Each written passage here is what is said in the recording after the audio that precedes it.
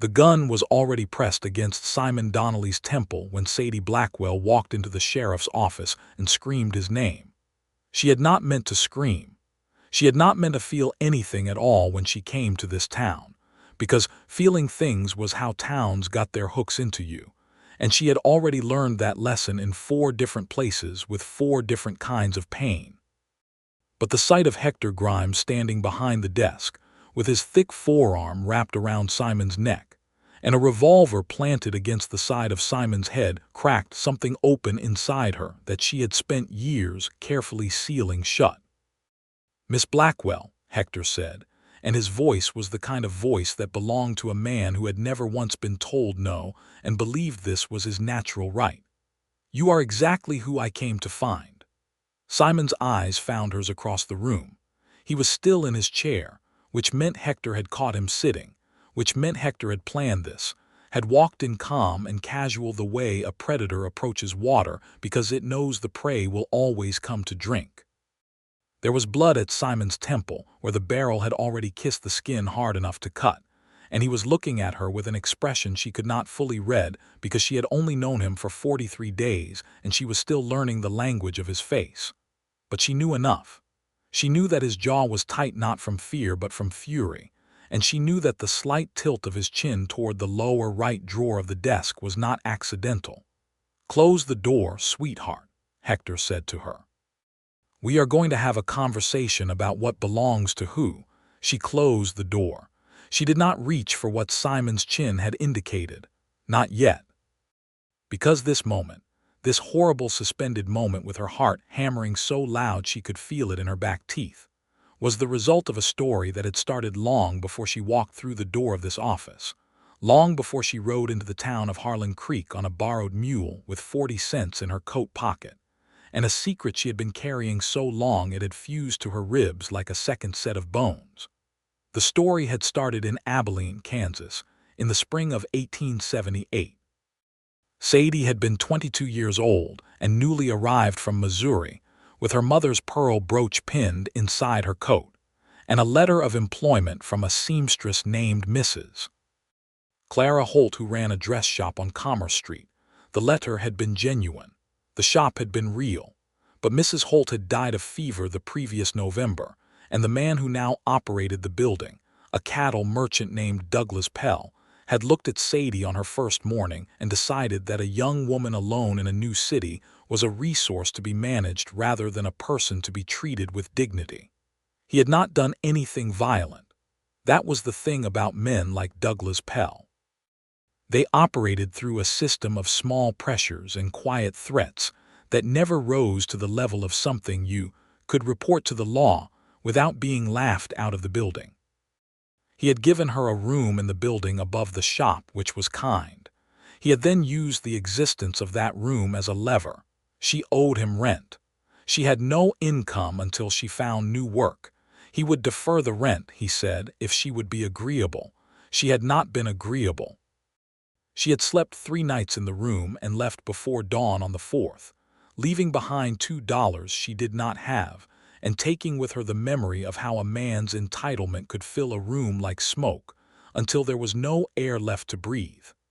Abilene had taken her savings and her trust in written promises.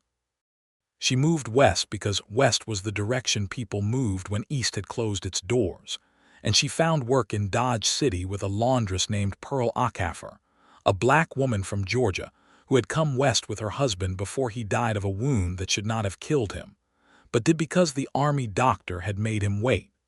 Pearl was good and kind, and the work was honest, and Sadie stayed a full 8 months, which was the longest she had stayed anywhere since leaving Missouri. The injustice that ended that period was not directed at her but at Pearl, and Sadie's decision to stand in Pearl's defense when a group of men tried to run Pearl out of her own business on the grounds that she had no right to operate a commercial enterprise in the town square, was the kind of decision that felt absolutely correct in the moment and cost her everything in the aftermath. The men were connected to the town's largest landowner. Pearl lost the laundry anyway, driven out by a series of violations that were invented overnight by a compliant city clerk. and Sadie was blacklisted from employment in Dodge City as efficiently as if someone had pasted her name on every door. Dodge City had taken her sense of security and her belief that standing up for what was right protected you from consequence. She was 23 when she reached Wichita, thin from traveling and quiet in the way that people get quiet when they are conserving energy for survival. She found work as a cook's assistant in a boarding house, and for 6 months things were almost normal. Almost. Because the boarding house was owned by a man named Roy Castor who had a son named Frank. And Frank Castor was the kind of young man who believed that working women were available women, and that the difference between flirting and harassment was a line he simply could not perceive. She reported it to Roy Castor. Roy Castor told her that Frank was a good boy who meant no harm and that she was probably misreading his friendliness, which was a thing men said when they wanted you to understand that the hierarchy of their family would always outrank your comfort and your safety. She quit before the month was out. She could not afford to quit. She quit anyway. Wichita had taken her sense of bodily safety and the last of her patience with men who looked at reports of harm and saw inconvenience rather than truth. She was 24 in Caldwell, Kansas, just south of the border, and Caldwell had taken the pearl brooch her mother had left her. It had been stolen from her room at the hotel where she had found work as a chambermaid, and the hotel owner, after a brief and performative investigation, had declared that no theft had occurred and that the brooch had likely never existed. She had known with absolute certainty who had taken it and why, had known that the owner's wife had admired it openly the week before, but there was not a single legal avenue available to her that would have resulted in anything other than her own dismissal and humiliation. 4 towns, 4 different categories of loss. By the time she left Caldwell in the late autumn of 1880, she was 25 years old and she had developed a very specific and efficient method for surviving new places. She arrived quiet. She observed carefully before trusting anyone. She worked hard and asked nothing extra. She kept her valuables, which by now amounted to very little, hidden in 2 separate places so that no single theft could strip her entirely. She did not let people get close enough to hurt her, because proximity was the mechanism by which all previous damage had been delivered. She had heard about Harlan Creek from a freighter on the road between Caldwell and the Oklahoma border, a man named Gus who drove supply wagons and had the kind of broad knowledge of small western towns that came from years of watching them from the seat of a wagon. He said Harlan Creek had a good water supply, a growing population, and a sheriff who had come from back east somewhere, and apparently had no tolerance for the particular kind of corruption that had plagued the previous administration. She had not ridden toward Harlan Creek because of the sheriff. She had ridden toward it because it had water and work, and she needed both. The sheriff had been incidental information. Harlan Creek sat in a shallow valley in the northwestern corner of Indian Territory, close enough to the Kansas border that the accent of its residents was a mixture of Plains drawl and the sharper vowels of Missouri and Kansas immigrants. The town had approximately 460 residents in November of 1880, 3 saloons, a church, a general store run by a family named Abernathy, a blacksmith, a doctor, a telegraph office, a small schoolhouse, and a jail with a sheriff's office attached by a covered walkway. The sheriff was Simon Donnelly. She saw him for the first time before she knew who he was, which she later thought was probably important, because if she had known, she might have braced herself in the particular defensive way she had learned to brace when she interacted with law enforcement, which was to say she might have presented herself as a closed and careful thing, a clenched fist in woman's clothing, and he might have responded in kind. Instead, she saw him in front of the general store, helping an elderly woman named Mrs. Abernathy carry a heavy crate of dry goods up the 2 steps of the porch, because she was struggling with the weight, and he happened to be walking by. He was tall and broad-shouldered, with dark hair that needed cutting and a face that was weathered but not hard. A face that looked like it had spent time in difficulty without letting the difficulty win. He wore a badge on his coat that caught the thin November sunlight, and when he set the crate down and the old woman thanked him, he smiled in a way that involved his whole face, the kind of smile that was not performed for an audience, but was simply what happened to his features when he was genuinely pleased about something. She walked past without stopping, because she had places to be and no room in her operational system for noticing things like the quality of a strange man's smile. She found work the same day.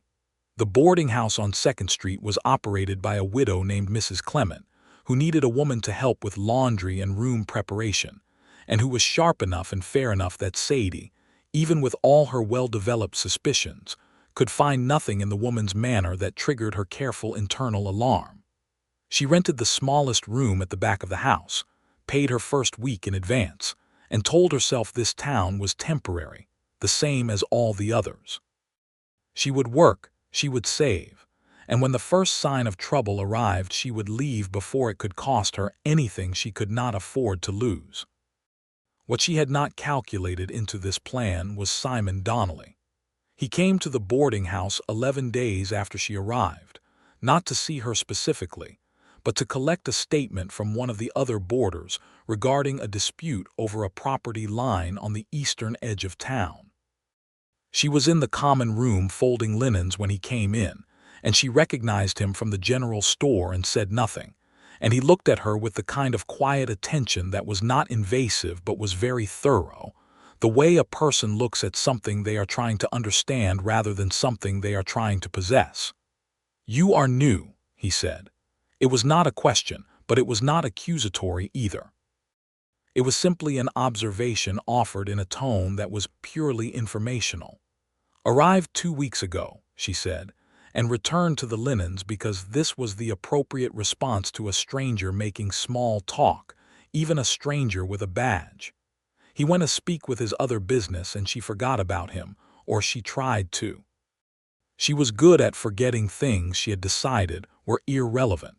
But the trouble was that she kept having to revise her categorization of Simon Donnelly from irrelevant to something she did not yet have a word for.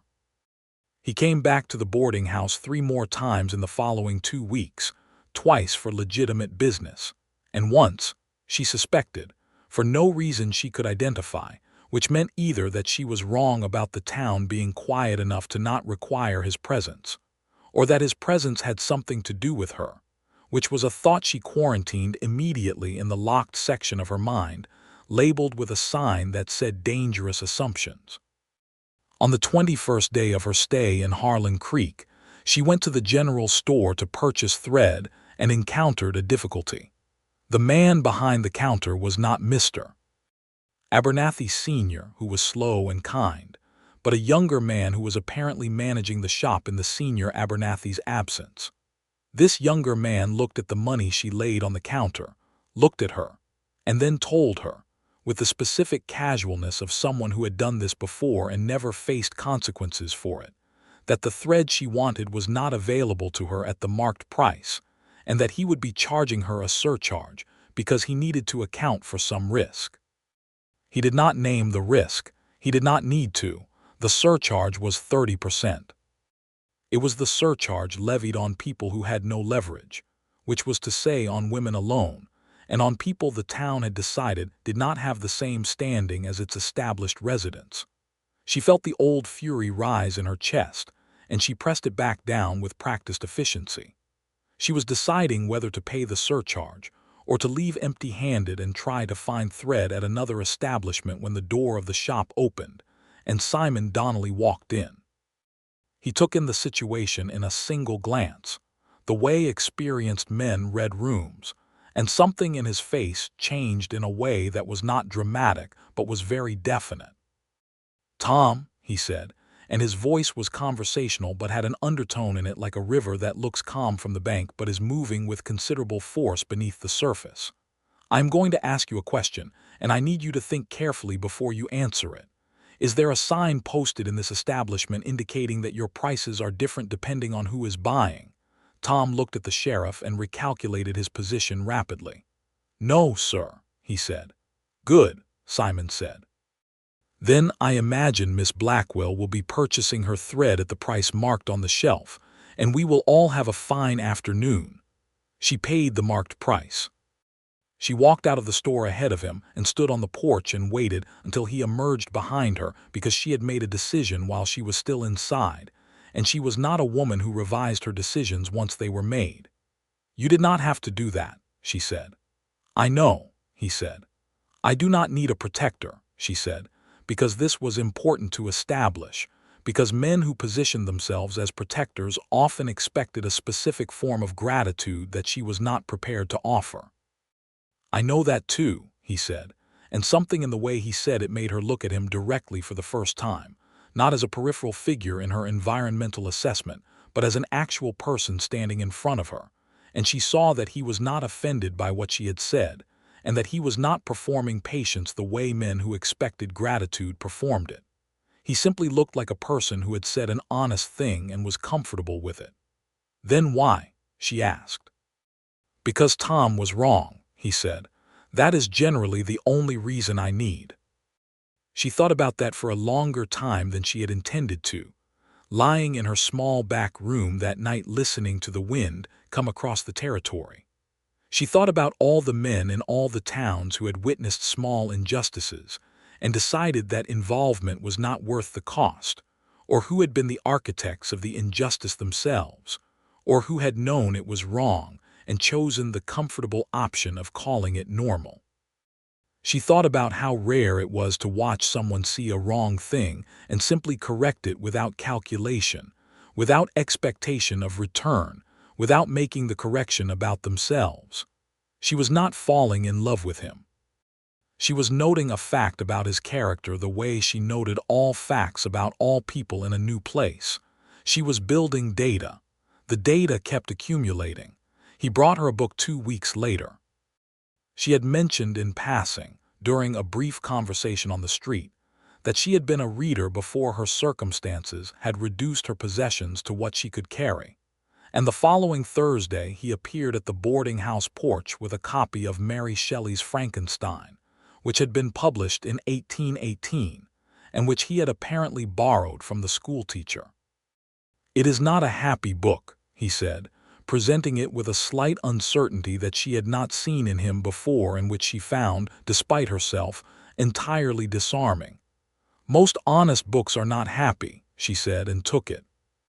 She read it in 4 days and sat with what it had made her feel for a 5th day before she returned it to him at his office and found herself, to her own considerable surprise, standing in his doorway talking about themes of creation and responsibility and what it means to be cast out from the place you were supposed to belong. She had not intended to stay more than 5 minutes. She stayed 40. He listened. That was the thing about Simon Donnelly that was most unusual and most unsettling in the specific way that good things could unsettle a person who had been defended against them for a long time. He listened not in the way of someone waiting for a pause in which to insert their own thoughts, but in the way of someone for whom the other person's actual words were the most interesting thing happening in the room. She left his office with her pulse running faster than was reasonable, and her careful internal categorization system under considerable strain. It was somewhere in the 3rd week after the book conversation that she stopped calling what she felt toward him data accumulation and admitted, only to herself in the private darkness of her room, that she was in serious trouble. She knew the shape of this trouble. She had avoided it deliberately and successfully for 3 years. It was the trouble that came from letting a place mean something to you, from letting a person become something other than background, from allowing the possibility that this time might be different from all the other times. Every previous version of that feeling had been followed by loss. She had no logical reason to believe that this version would be different. She began to pull back. She was skilled at pulling back. She answered his greetings briefly. She found routes through town that did not pass his office. She told herself that Harlan Creek was temporary, that she was only here until spring, that the small, tight ache in her chest when she avoided him was the feeling of doing the sensible thing, and she should be proud of it. She had been conducting this campaign of strategic withdrawal for approximately 10 days when he came to the boarding house on a Tuesday evening and stood in the common room with his hat in his hands in the posture of a man who has decided to say a difficult thing and is not going to let himself talk his way out of it. "I think I have done something wrong," he said. "I am not certain what it was, but you are avoiding me, and I do not believe I imagined a friendship that was real, and I would rather know what I did than wonder about it." Mrs. Clement, who was sitting in the corner ostensibly knitting but was transparently listening with her entire body, did not move. Sadie looked at Simon Donnelly and his hat and his honest, weathered face and felt something that had been clenched inside her for 3 years slowly, painfully, like a fist that has been closed so long the knuckles ache, begin to open. "You did not do anything wrong," she said. "The problem is me." "What kind of problem?" he asked. She looked at Mrs. Clement. Mrs. Clement did not look up from her knitting. "Can we walk?" Sadie asked. They walked. The street was cold, late November pushing toward December, and their breath made small clouds in the dark air between the lamplight pools. She told him about Abilene. She had not planned to tell him anything. But once the telling started, it was difficult to stop, because she had been carrying these stories without an appropriate vessel for them for a very long time, and it turned out that Simon Donnelly's attention was the kind of vessel that could hold weight without cracking. She told him about Douglas Pell and the room he had used as leverage. She told him about Pearl Acaffer and the laundry and the city clerk who had invented violations. She told him about Frank Castor and Roy Castor's dismissal of the problem. She told him about Caldwell and her mother's pearl brooch and the hotel owner's wife who had admired it the week before it disappeared. She did not cry. She had done her crying for these things privately and long ago, and she was not a woman who performed her pain for an audience. She told the stories factually, in order, as if she were a telegraph operator reading back a transmission. He walked beside her and listened and said nothing until she finished, and then he said, "I am very angry on your behalf," in a voice that was controlled but had something moving hard underneath it, and that simple sentence broke something loose in her that she had not realized was still holding on, because it was not sympathy and it was not pity, it was anger, clean and straightforward anger on her behalf. As if what had happened to her was genuinely worth being angry about, and she did not need to minimize it for his comfort. "I am angry too," she said, surprising herself. "I thought I was past it." "I do not think anger at genuine injustice has a past," he said. "I think it just gets managed." They had walked to the edge of the lamplit district of town and were standing at the boundary where the packed earth of the street gave way to the harder ground of the open territory, and the sky above them was enormous and very dark and scattered with a density of stars that was only possible that far from city light. "Why are you telling me this?" she asked him. "Why tonight?" "Because you were pulling away and I did not want you to," he said. "And because I think you have spent a long time in places that took things from you, and I wanted you to know that I see that, and I am not going to be another place that does that." She turned to look at him. He was looking at the sky, and then he turned and looked at her, and the distance between them in the cold November dark was about 18 inches and felt at once very appropriate and completely impossible. "How do you know what you will be?" she said. "How does anyone know that before it happens?" "I do not know with certainty," he said. "I am asking you to consider the possibility." She did not say anything else that night. They walked back to the boarding house, and he said good night, and she went to her room and sat on the edge of the bed, and understood that she was in the kind of trouble that did not resolve cleanly regardless of which direction you chose.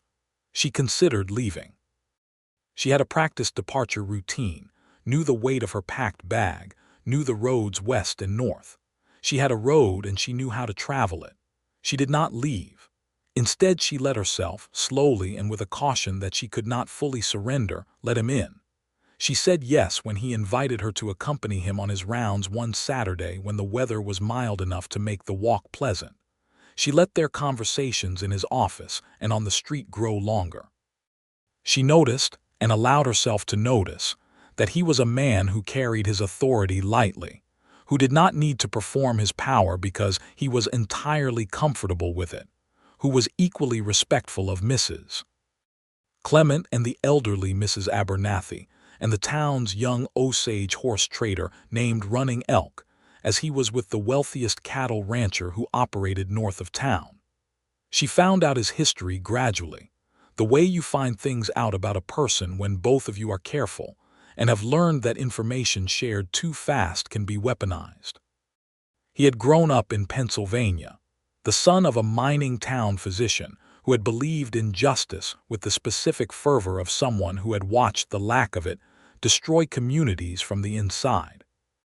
Simon had studied law briefly in Philadelphia before deciding that the law as practiced in eastern cities in the 1870s was a more effective instrument for protecting property than people, and had come west at 26 following a period he was not entirely specific about, some darkness in his history that he had not yet offered her and that she did not yet ask for. He was 31 now. She was 25. The gap was reasonable and comfortable, and she allowed herself to think it was comfortable without immediately withdrawing the thought. She had been in Harlan Creek for 38 days when he kissed her for the first time, and the circumstances of it were so unplanned and so natural that she suspected later that anything more deliberate would have caused her flight response to activate, and she would have been halfway to the Oklahoma border before he could form a complete sentence. They were in his office, a Tuesday afternoon, and she had brought him a loaf of bread that Mrs. Clement had baked in excess and wanted distributed, which was Mrs. Clement's habitual method of providing Sadie with reasons to go places she might not otherwise choose to go, because Mrs. Clement was a deeply perceptive woman who had decided to be quietly on the side of this particular romance, from the moment she had watched Simon Donnelly stand in her common room with his hat in his hands. They were talking about a letter he had received from a judge in Wichita regarding jurisdiction over a property dispute, and she had leaned over the desk to look at the letter, and he had turned his head at the same moment to make a point, and they were suddenly very close, and instead of moving back, he looked at her for a moment, asking with his eyes and giving her the full weight of time to answer, and she did not move back either. The kiss was brief and entirely undramatic, but it did something to the quality of the air in the room that she felt for the rest of the day as a warmth in her chest that she recognized as terrifying and wonderful in equal measure. He was very careful with her after that. Not careful in the way of someone managing a fragile object, but careful in the way of someone who understood that her trust had been constructed under difficult conditions, and warranted the same respect you would give to something built with considerable effort under considerable pressure. He did not push. He did not presume. He let the space between them close gradually, the way warmth fills a room, not all at once but steadily, until you realize you are no longer cold. She told him about her mother's brooch on a Saturday in mid-December. It was the first time she had told the full story of it, the specific details of the loss, the way she had said nothing to the hotel owner's wife, because she had no proof, and proof was the currency the powerless could never quite afford. She had not told it to make him do anything. She told it because she was in the habit of telling him things now, and this was a thing she carried. He listened, and then he was quiet for a long time, and she knew him well enough by then to know that his silences were not absence but were the sound of him thinking carefully, which was a quality she had come to value enormously. "I cannot give it back," he said finally. "I want you to know that I wish I could, not because I think things can be repaid, but because it was your mother's and it mattered to you, and what happened to it was wrong." She looked at him, and for the first time in a very long time she felt, underneath the cautious, careful armor of her daily functioning, something that she had almost forgotten the name of. She felt safe, not invulnerable.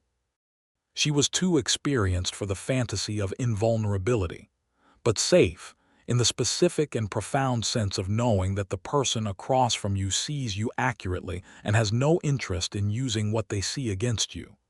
She said, very quietly, "I think I am in love with you. I am terrified of it, but I think it is true."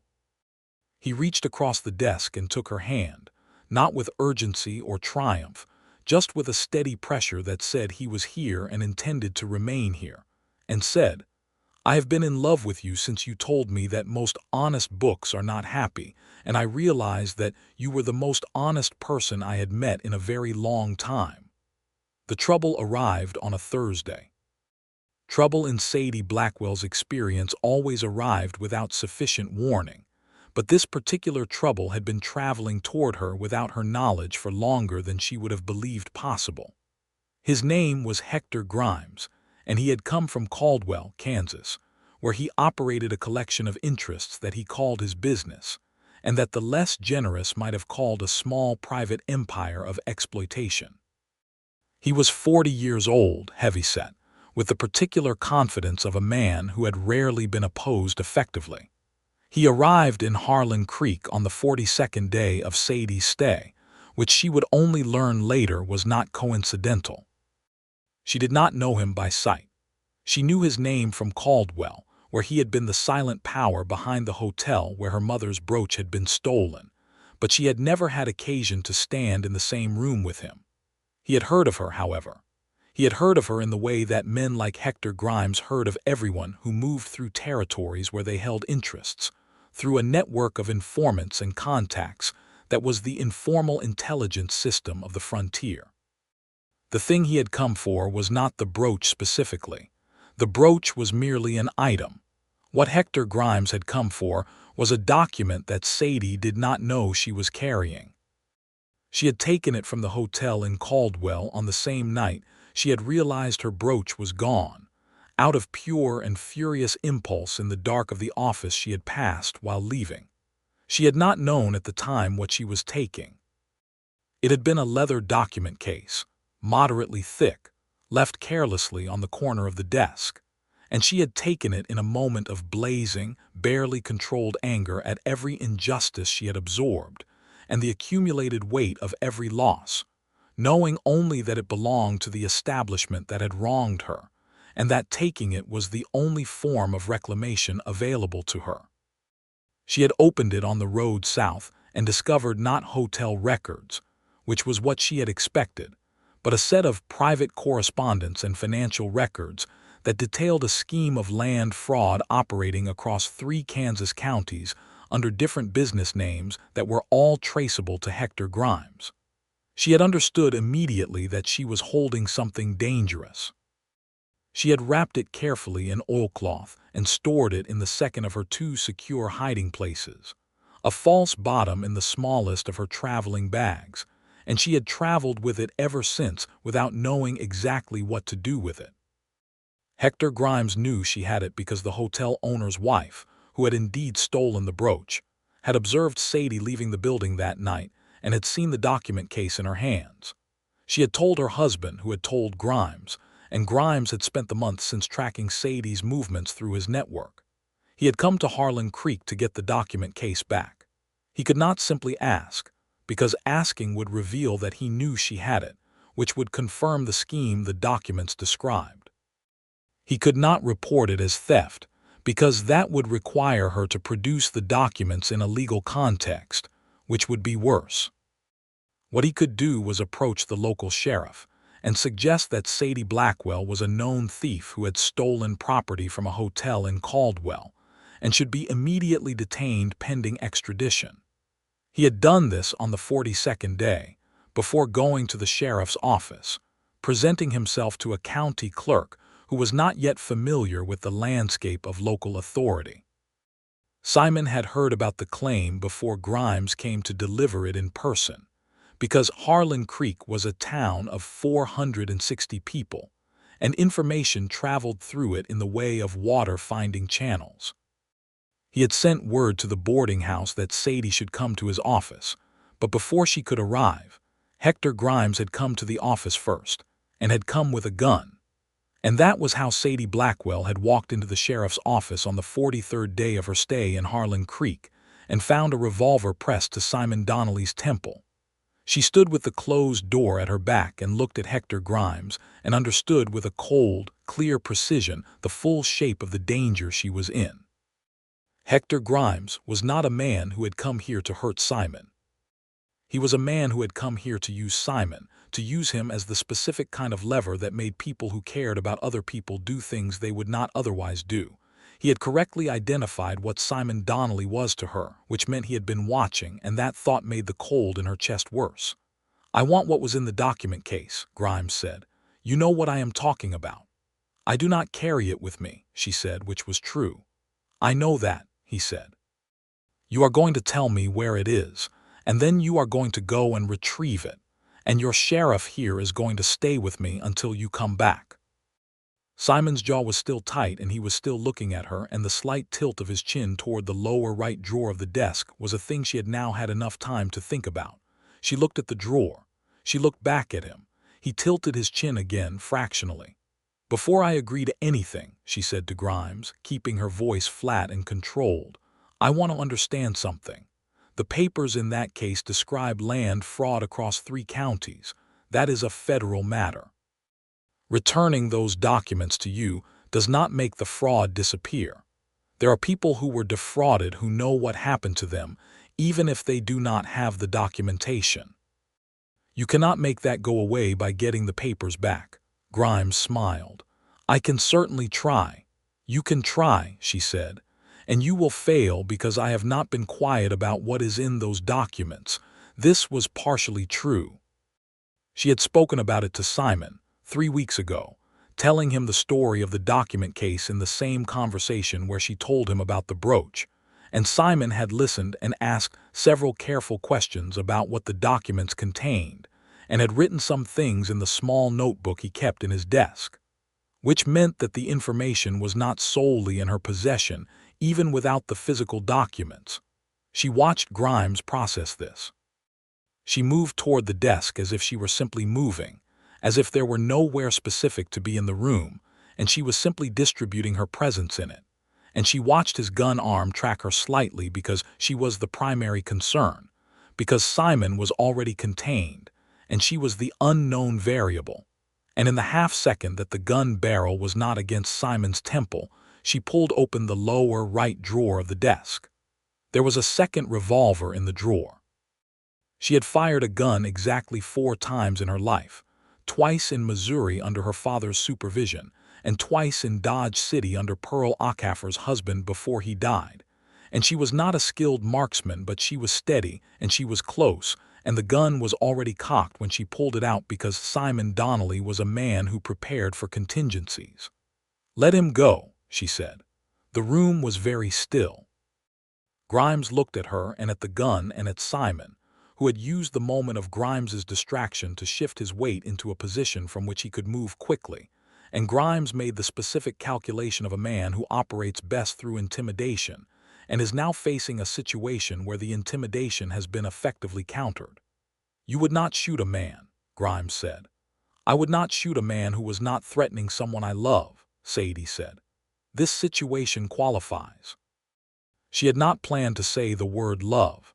It came out because it was the true thing, and she had run out of the energy required to not say true things in high-stakes moments. Simon moved. He brought his elbow back hard against Grimes's midsection, which made Grimes's arm drop by 3 inches, and in those 3 inches Simon twisted sideways and brought his own hand up against Grimes's gun arm, not to take the weapon but to redirect it. And the gun discharged into the ceiling and plaster fell, and then Simon had both of Grimes's arms behind his back, and the man was pressed face down against the desk, with the economy of movement of someone who has handled physical confrontations before and knows how to end them quickly. The sound of the gunshot brought 2 deputies running from the street within 30 seconds. She was still holding the gun when they came in.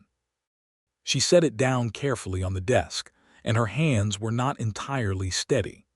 The subsequent hours were full of the procedural business of law enforcement, the documentation of Grimes's actions, the retrieval of her traveling bag and the document case within it, the sending of a telegraph to the federal marshal's office in Wichita.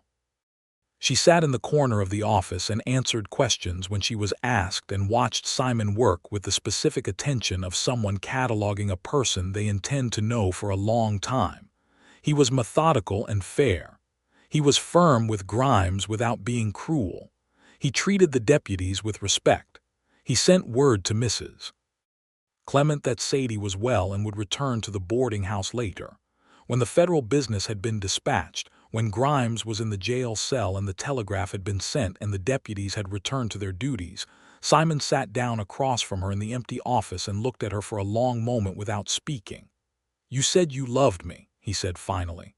"I did," she said. "In a fairly dramatic context," he said. "I said it because it was true," she said. "The context was incidental."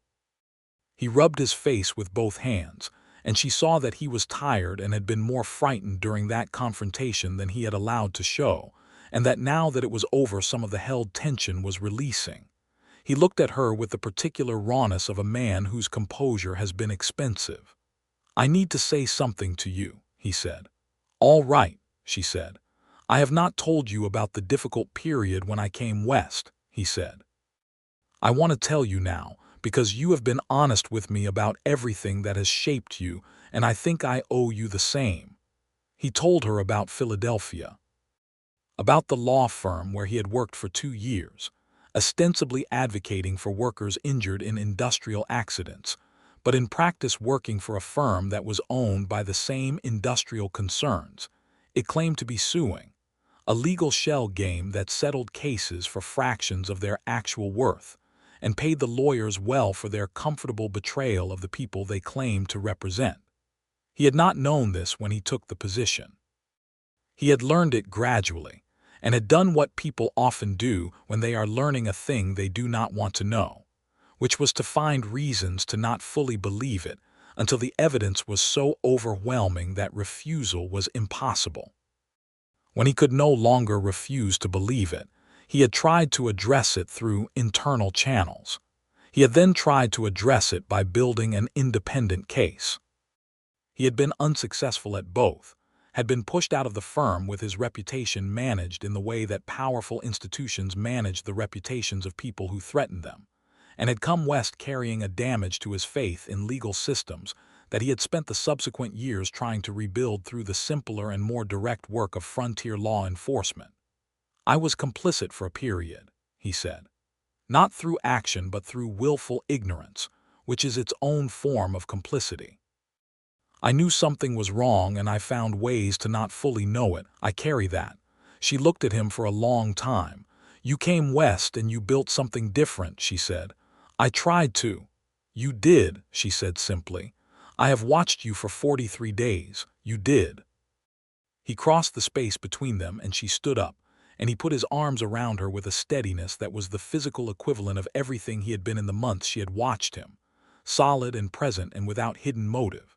And she put her forehead against his shoulder and felt, all at once, the weight of 4 years in 4 towns and every accumulated loss settled differently.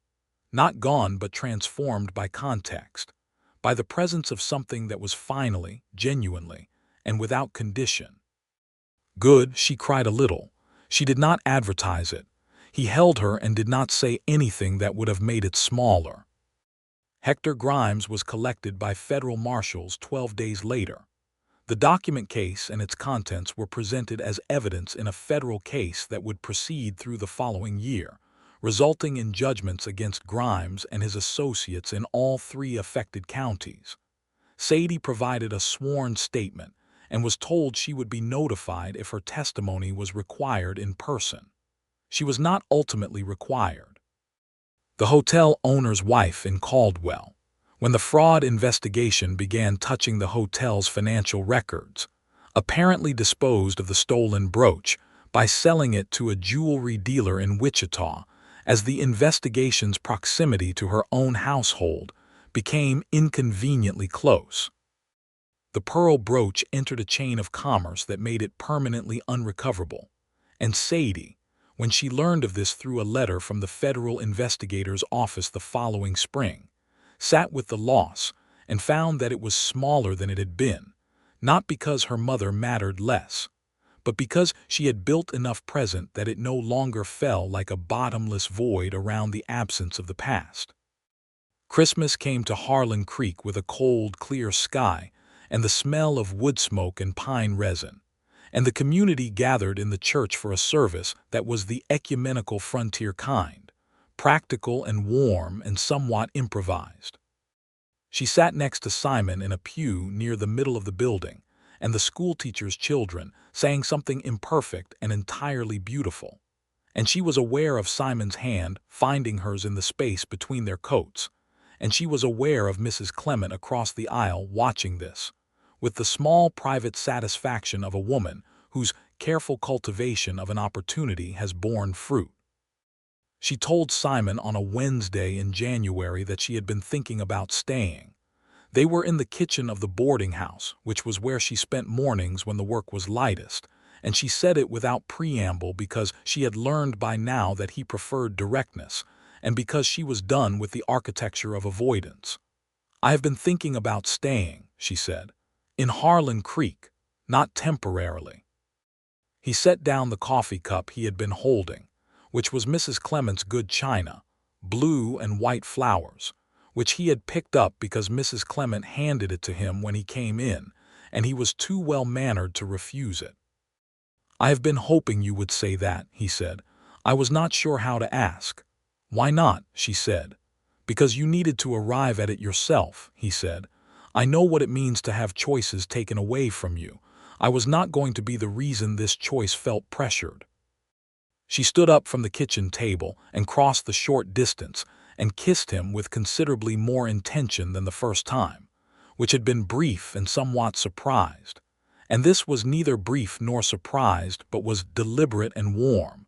And when she pulled back, he was looking at her with an expression that was uncomplicated in the specific and rare way of a person who is genuinely happy. "I would like you to ask me," she said, "properly." "Ask you what properly?" he said, and he was not being slow. He was giving her the room to say it because he wanted her to want it and not simply receive it. "Simon," she said. "Sadie," he said. "Ask me to marry you," she said. He took both her hands in his, standing in the kitchen with the blue and white china forgotten on the table, and the wood stove making the particular sounds it made when the fire was steady and sufficient. And he asked her to marry him with the simplicity of a man who believed that the thing he was saying was important enough to not require theatrical decoration. She said yes with the simplicity of a woman who knew the difference between safety and captivity, and was certain which of the two this was. They were married in March, when the territory was still cold but had the particular quality of cold that felt like a held breath before warmth, and the wedding was in the church with Mrs.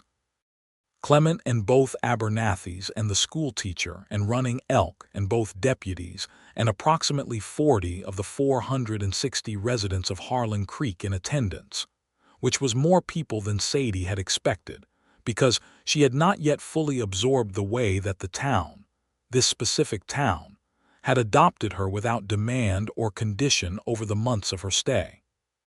The preacher was a man named Reverend Hale, who had come to the territory from Tennessee, and who officiated with a warmth and a brevity that Sadie appreciated, understanding that the ceremony was the formal language of a thing that had already been privately true for some time. She wore a dress that Mrs. Clement had helped her make, a dark blue wool because it was practical for March, and because she looked well in blue, and she carried dried winter flowers because the season offered nothing fresh.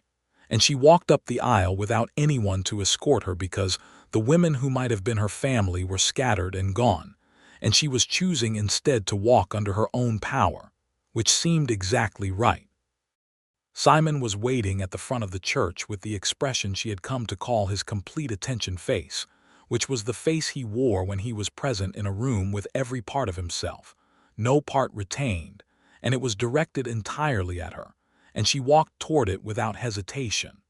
The rings were simple silver, purchased from a silversmith in Wichita through a mail order arrangement because Harlan Creek did not yet have a jeweler. They fit. They were given the use of the Abernathy's guest house for a week following the wedding, which was a wedding gift from the family offered with such matter-of-fact generosity that it nearly brought her to tears again for the second time in 3 months, which was twice as many times as she had cried in the previous 3 years combined. The guest house was warm and private, and they had 7 days in it with no schedule and no obligations. And she learned things about Simon Donnelly in those 7 days that could only be learned in that particular kind of close, unhurried time. She learned that he was a better cook than she had expected, that he had a habit of reading aloud when he found a sentence he liked, that he dreamed actively and sometimes talked in his sleep in ways that were entirely unintelligible but somehow endearing. She learned that he had a scar on his left forearm from a wire fence he had encountered at 13, and a different scar high on his right shoulder from an incident 3 years ago that he told her about plainly, and that she listened to without making it about her fear. She learned that she could tell him when she needed quiet, and he would give her quiet without interpreting it as rejection. She learned that he liked her opinions, and not as a performance of respect, but with the genuine interest of someone who found her thinking valuable. She learned that, when she said something that struck him as particularly perceptive, he made a small sound that was almost not a sound, an intake of breath or a quiet hum, and that she liked causing this reaction more than she had expected to like any such thing.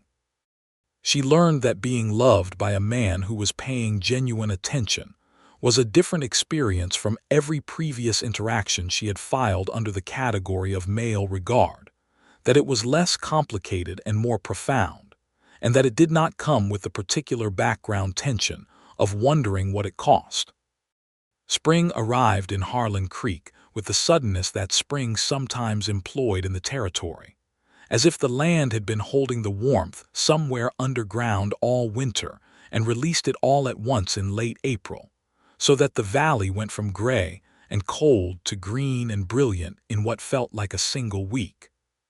She found work of her own choosing in the spring, not for survival but because she wanted it, which was a new experience. She arranged with Mr. Abernathy Sr. to assist with the ordering and management of the dry goods inventory, a position that suited her precisely because she had developed, through years of careful management of her own extremely limited resources, a very effective instinct for supply and demand, and for spotting the kind of pricing discrepancies that Tom had tried to use against her in her first weeks in town. Tom, it turned out, had been replaced. She organized the inventory system. She persuaded Mr. Abernathy to extend credit in a more structured and equitable way to residents who needed it. She started a small account with the bank in Wichita. These were not dramatic things. They were the steady, accumulating work of a person building a life rather than surviving one, and the distinction between those two activities was one she now felt in her body, a lightness in place of the constant readiness that had been her baseline state for 4 years.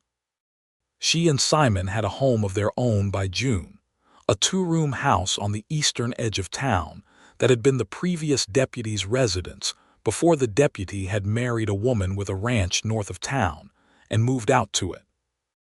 Simon had been using it as overflow storage for the office. They cleaned it out together over 3 weekends, and she replastered a section of the interior wall herself, having learned the technique from a boarder in Wichita and finding it satisfying in the way of manual work that produces a visible result.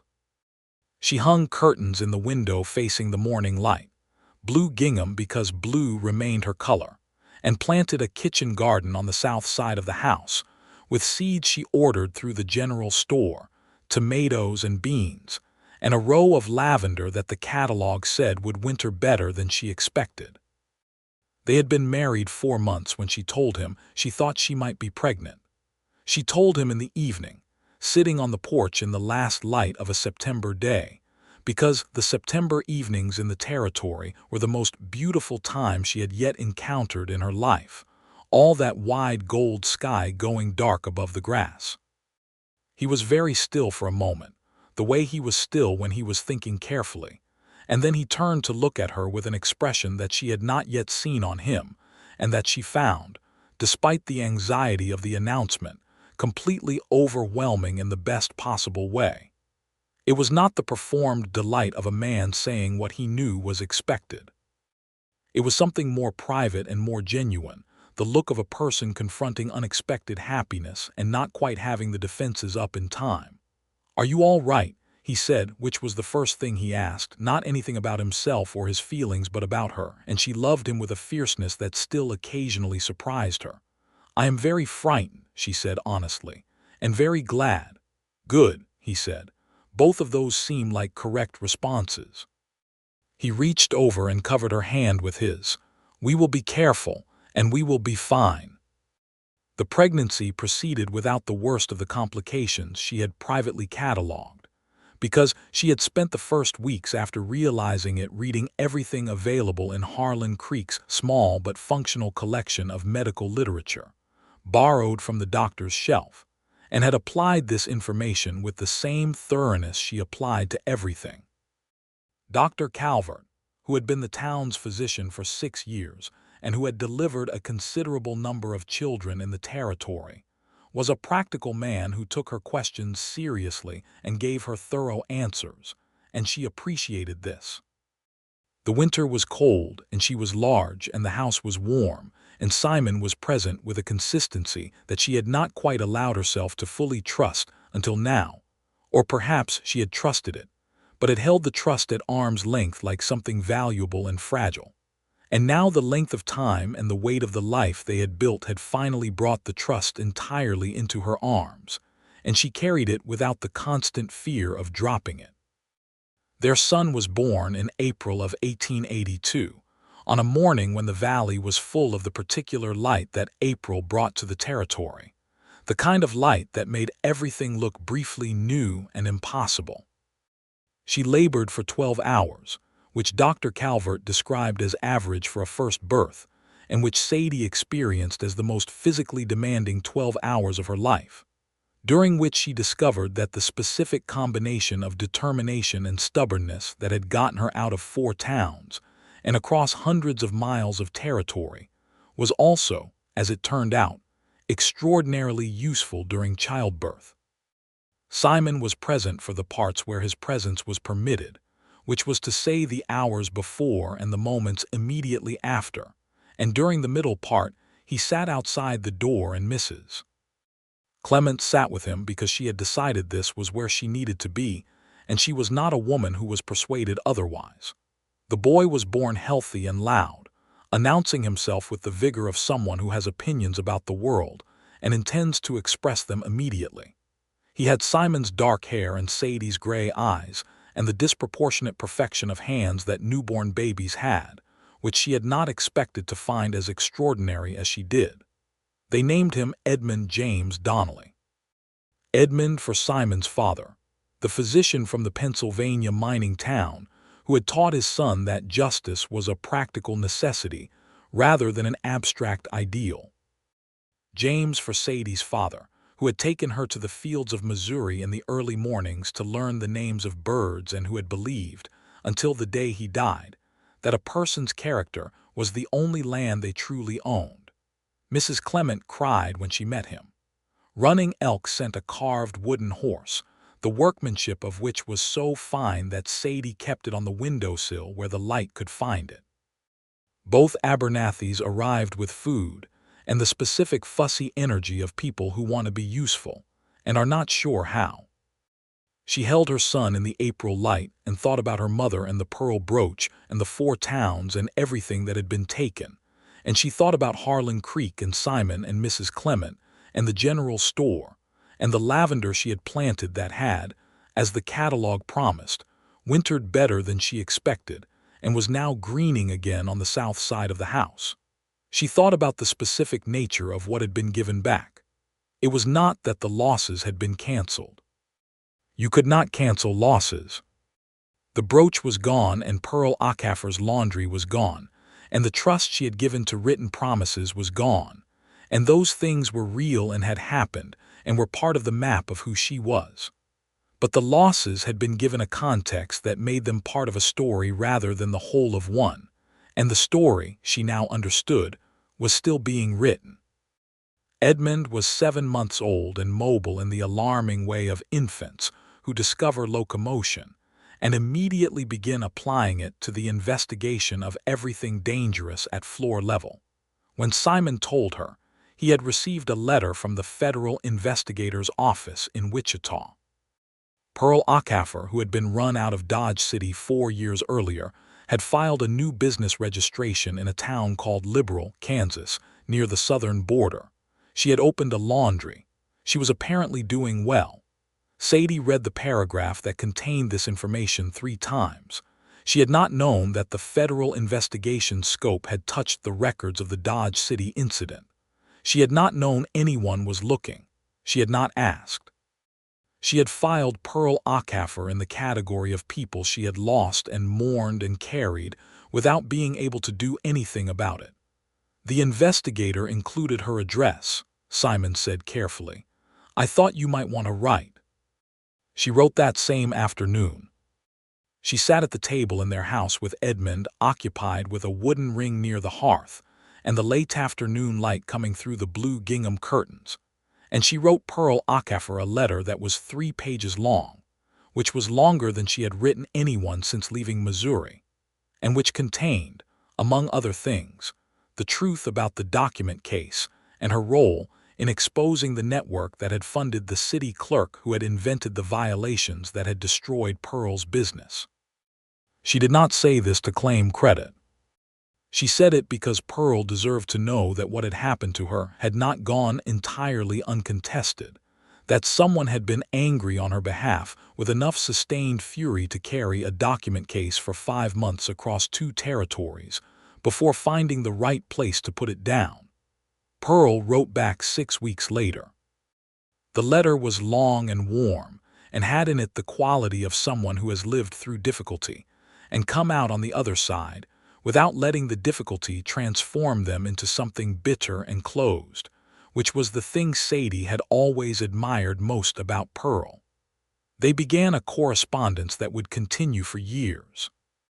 Edmund said his first word, which was dog, in November of 1882, with reference to the hound that the blacksmith kept tied outside his shop, which Edmund encountered on a Wednesday morning walk and apparently found more worthy of language than anything previously encountered in his life. Simon laughed for a long time about this. She laughed with him. Life in Harlan Creek continued to build itself, layer by layer, the way lives do when they are allowed to settle into good soil. The general store expanded its inventory. The schoolteacher, whose name was Miss Ruth Alderman, started a small lending library in the school building, open on Saturday mornings, and Sadie became one of its most consistent patrons. She organized a collection of donated goods for 3 Osage families displaced by a particularly hard winter, working with Running Elk to ensure that the assistance was offered respectfully, and in the form that was actually wanted rather than the form that the givers found most comfortable to give. Simon watched her do all of this with the specific and steady attention that was his most consistent quality, and there were moments when she caught him watching, and the expression on his face was one she had cataloged exhaustively by now and never tired of, which was the expression of a man who knows exactly where home is and is looking at it. She discovered she was pregnant again in the spring of 1883, when Edmund was just past 1 year old and had recently added the words no, more, and bird to his vocabulary, in a combination that suggested he had inherited her father's ornithological interests and her own tendency toward definite opinions. This pregnancy was different from the first in that she was less frightened, because she had done this once and knew the terrain, and more openly glad, because she had spent a year watching Edmund become a person, and had found that parenthood in practice was as exhausting and consuming and fundamentally astonishing as everyone had said it was, and that she wanted more of it. Dr. Calvert told her she was in good health and the pregnancy was progressing well. She told him she intended to stay busy through it because she had found during the first pregnancy that inactivity made her anxious. He said this was entirely her decision. She said she was glad they agreed. She continued working at the general store through the summer, adjusting her hours as needed. She continued her Saturday visits to the lending library. She planted an extended kitchen garden that summer, adding squash and sweet corn and a second row of tomatoes, and the south side of the house smelled in August of warm earth and lavender, and the particular sweetness of tomato plants in the sun, which was a smell she had not known she missed until it was present again. Simon came home in September with something in his coat pocket that he would not reveal until dinner, and dinner was Mrs. Clement's recipe for chicken stew that Sadie had learned and adapted and made somewhat better, if she was honest about it, through the addition of a few ingredients Mrs. Clement had never considered. After dinner, with Edmund asleep in the small room that had been the house's second room before they made it a nursery, he put a small box on the table between them. She opened it.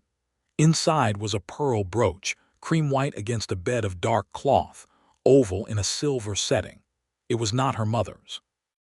Her mother's was gone, and would remain gone, and they both knew this. It was a different brooch, found through a jeweler in Wichita with whom Simon had conducted a months-long correspondence looking for something that matched her description of the original. "It is not the same," he said. "I know that it cannot be the same."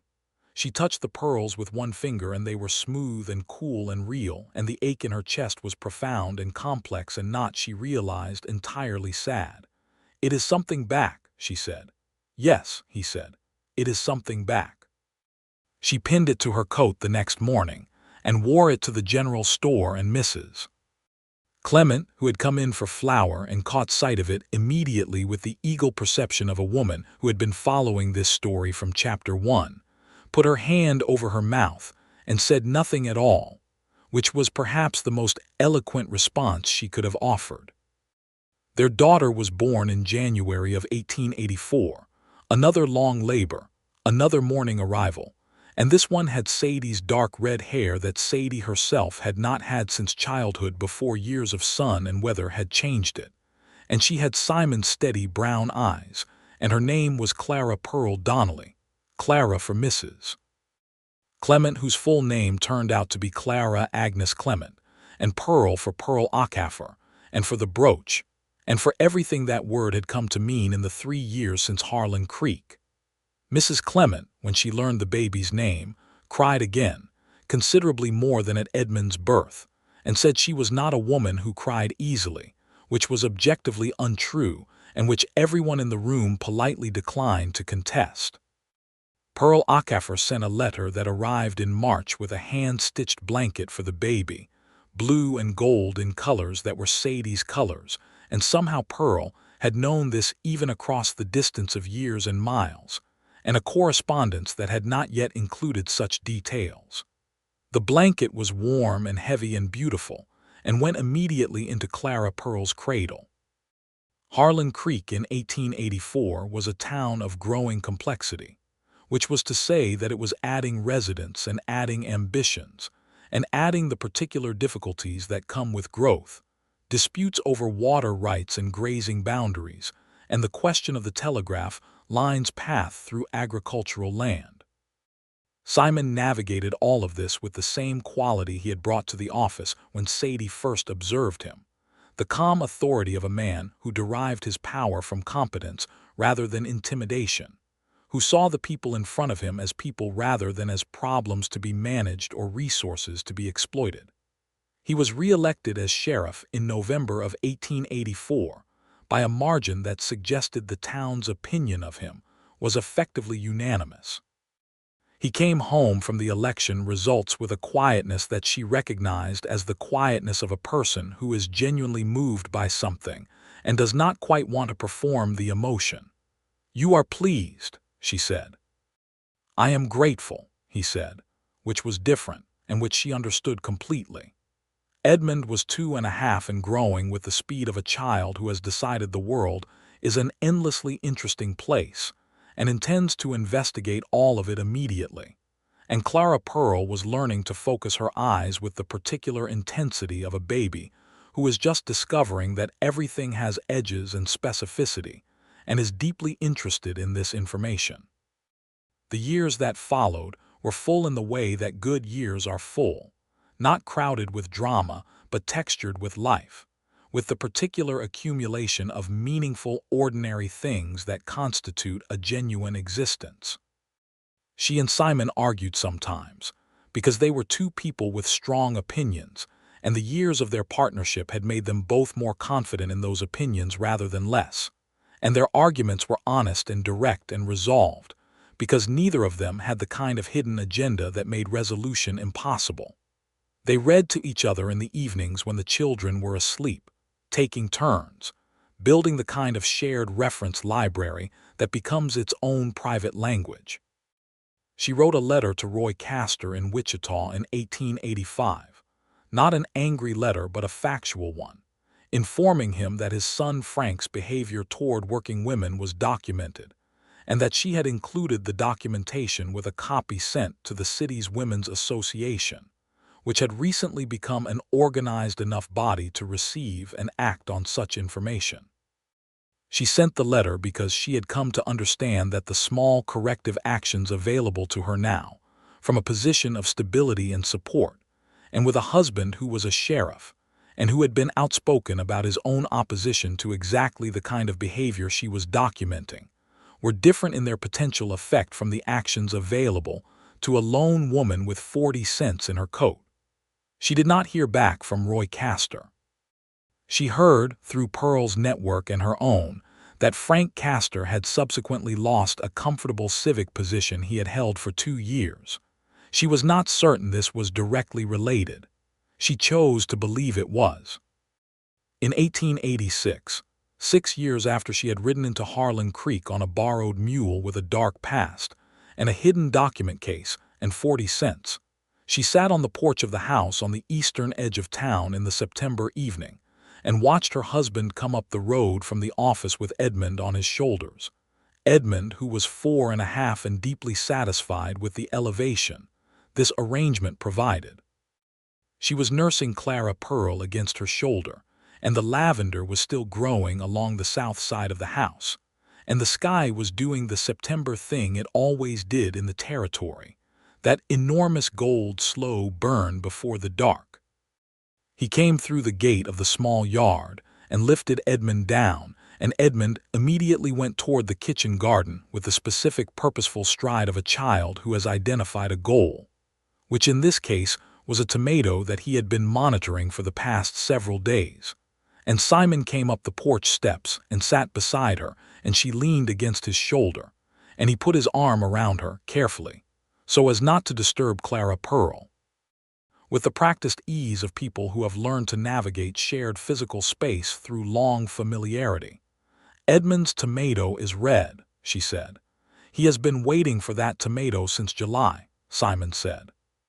"He is going to be very disappointed when he bites into it," she said. "Why?" "Because tomatoes from the garden are always more interesting to want than to eat," she said. "He will learn that, and then he will be more interested in the growing than the arriving, and that is actually a very useful thing to understand." Simon was quiet for a moment.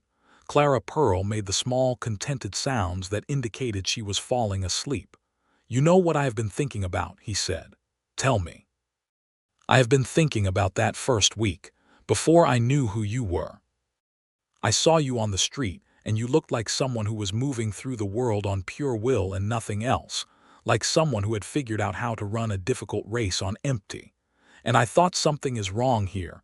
Something has been wrong for this person for a long time, and I did not know what to do with that because you were a stranger and it was not my business. And then it became your business," she said. "You became important to me," he said. "That made everything your business become my business, in the best possible way." She turned her head and kissed him on the cheek, and he turned and caught it properly, and Clara Pearl made a briefly disgruntled sound at the disruption and then settled again. Edmund appeared at the base of the porch steps holding a medium-sized tomato and wearing the expression of a person who has achieved a significant goal. "Red," he announced. "Red," his father agreed. "I am going to eat it," Edmund said. "Please do," his mother said. He bit into it, he chewed, he considered. "It is good," he said, with the tone of someone who reserves the right to be surprised. She looked at Simon. He was already looking at her. "He is going to be all right," she said, meaning Edmund, meaning Clara Pearl, meaning all of it, the whole forward-running story of this particular life, which had almost not happened so many times and had happened anyway. "He is going to be exceptional," Simon said, "like his mother." She thought about Abilene and Dodge City and Wichita and Caldwell, about the specific nature of what each place had taken, the savings and the trust and the safety and the brooch. And she thought about the fact that she was sitting on a porch in Harlan Creek in the September light with her daughter asleep against her shoulder and her son, eating a tomato he had grown himself and her husband beside her, and the pearl brooch at her collar, the different brooch, the given-back brooch. And she thought that the arithmetic of her life did not quite balance in the conventional sense. You could not subtract all the losses and arrive at this. There was something additional in the equation, something that could not have been calculated in advance. She had come to this town with nothing but will, and a secret she had not known was valuable. And this town, through the specific agency of one person who had chosen to see her rather than use her, had given her back something she had not even known she was missing, which was the possibility of a future that was not just escape from the present but actual life, rooted and warm and ongoing and hers. The September dark came down over the territory the way it always did, slow and then all at once, and the stars came out with the density they achieved this far from city light. And she sat on the porch of her home in Harlan Creek, and she was, in the fullest and most specific meaning of the word, home. Edmund, satisfied with the tomato, and now investigating whether the space under the porch boards constituted an interesting environment, was sent inside to wash his hands with the authority of two parents who had learned that providing a reason for this instruction was less effective than simply delivering it with confidence. Clara Pearl was transferred to her cradle in the lamplight of the nursery, still sleeping with the comprehensive abandon of infants who have not yet learned that sleep is a resource to be rationed. Simon banked the wood stove for the night, and Sadie checked the latch on the kitchen garden gate, because the rabbits from the eastern field had been testing the perimeter with increasing boldness, and they moved through the small rituals of ending a day in the comfortable, wordless coordination of two people who know each other's routines well enough to move through them without collision. She changed the pearl brooch from her coat to the small cedar box on the shelf beside the window, the box Simon had made for it specifically, lined with the same dark cloth as the box it had come in. She looked at it for a moment before closing the lid, the cream-white pearls in their silver setting, the thing that had been taken and the thing that had been given back. Not a replacement, something new. Something that meant what it meant in the context of now, not then, something that was not about the loss but about what came after it. She closed the box. In the nursery, Clara Pearl breathed with the particular evenness of deep sleep, and down the small hall Edmund was being significantly less even in his sleeping, moving and murmuring and generally conducting the active inner life of a child who finds the world too interesting to fully abandon even in unconsciousness.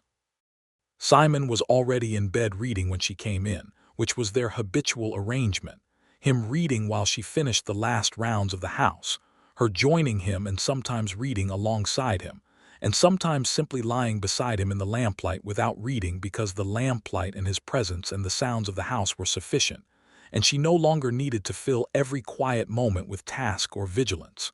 She lay down beside him. He lowered his book. "Good?"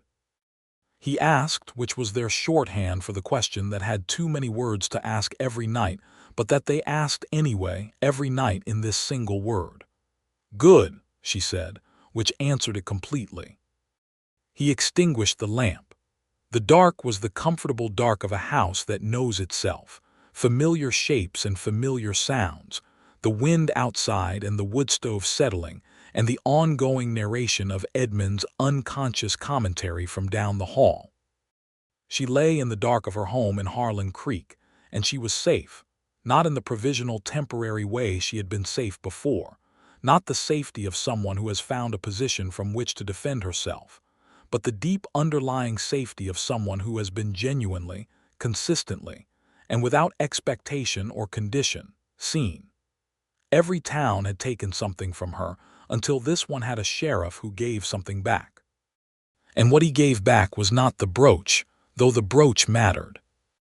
What he gave back was the understanding that a person could arrive emptied and still become full, that the accumulation of loss did not inevitably become the definition of a life, that it was possible to find in the most unlikely geography of the frontier the rarest and most necessary of things, a love that saw you as you were and held you without condition, a place that asked nothing from you that you were not willing to give, a future that was worth the difficult work of believing in it. She closed her eyes. The stars were enormous over Harlan Creek.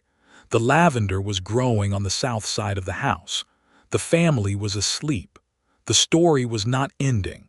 It was simply arriving at last at where it had always been trying to go.